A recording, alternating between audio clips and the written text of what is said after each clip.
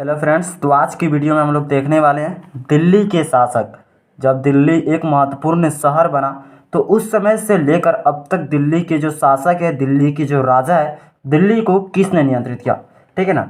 तो दिल्ली, तो सबसे पहली बात, दिल्ली जो है एक महत्वपूर्ण शहर कब बना, तो दिल्ली एक महत्वपूर्ण शहर 12वीं शताब्दी में बना।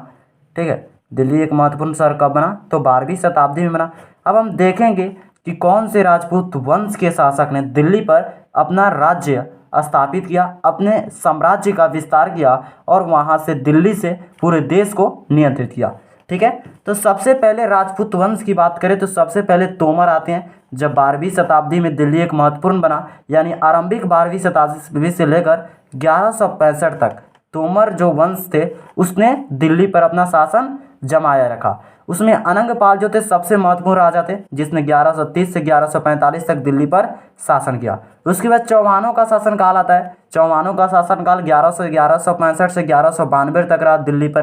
ठीक है ना। चौहानों का शासनकाल कब से कब तक रहा, तो 1165 से 1192 तक रहा, जिसमें सबसे महत्वपूर्ण शासक जो था पृथ्वीराज चौहान था। हम सभी जानते हैं पृथ्वीराज चौहान के बारे में, जिसने ट्राइन के द्वितीय युद्ध में हारा था, लेकिन ट्राइन के प्रथम युद्ध में जीता था मोहम्मद घोरी से। ठीक है ना। तो पृथ्वीराज चौहान का शासनकाल जो है 1175 से 1192 तक रहा था। कब, दिल्ली पर। ठीक है ना, 1175 से 1192 तक रहा। उसके बाद प्रारंभिक तुर्की शासक आता है, जो जिसका शासनकाल 1206 से 1290 तक रहा, जो कि एक लंबी अवधि है। ठीक है ना। तो गुलाम वंश, इसको प्रारंभिक तुर्की शासक को हम लोग गुलाम वंश भी बोलते हैं। ठीक है, तो गुलाम वंश का शासनकाल जो है 1206 से 1210 तक रहा दिल्ली पर। इसमें सबसे पहला नाम कुतुबुद्दीन ऐबक आता है, जिसने 1206 से 1210 तक शासन किया। दूसरे नंबर पर शमसुद्दीन इल्तुतमिश आते हैं, जो 1210 से 1236 तक दिल्ली पर शासन किया। उसके बाद रजिया आती है, जो 1236 से 1240 तक दिल्ली पर शासन करती है।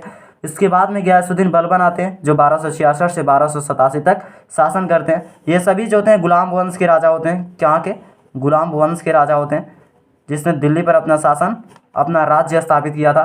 ठीक है ना। तो प्रारंभिक गुलाम वंश के बाद 1290 में गुलाम वंश की खात्मा होती है। उसके बाद खलजी वंश आता है, खिलजी वंश, और खिलजी वंश में 1290 से 1320 तक दिल्ली पर शासन करता है खिलजी वंश। ठीक है ना। खिलजी वंश में सबसे पहला नाम जलालुद्दीन खिलजी का आता है, जो 1290 से 1296 तक दिल्ली पर शासन किया।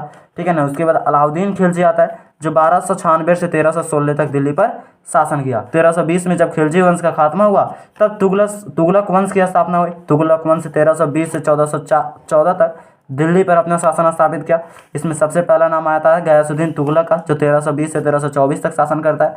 उसके बाद मोहम्मद तुगलक आता है, जो 1324 से 1351 तक दिल्ली पर शासन करता है। उसके बाद फिरोज शाह तुगलक आता है, जो 1351 से 1388 तक दिल्ली पर शासन करता है। उसके बाद में तुगलक वंश की खात्मा के बाद सैयद वंश आता है, जो 1414 से 1451 तक दिल्ली पर शासन करता है। वंश जो था 1414 से लेकर 1451 तक दिल्ली पर शासन किया, जिसमें खिस्र खान एक महत्वपूर्ण राजा था, जो 1414 से 1421 तक दिल्ली पर शासन किया। उसके बाद लोधी वंश आता है। लोधी वंश ने भी 1451 से 1526 तक दिल्ली पर शासन किया था, जिसमें बहलोल लोधी जो था सबसे महत्वपूर्ण शासक था। 1451 से 1489 तक दिल्ली पर शासन किया। ठीक है।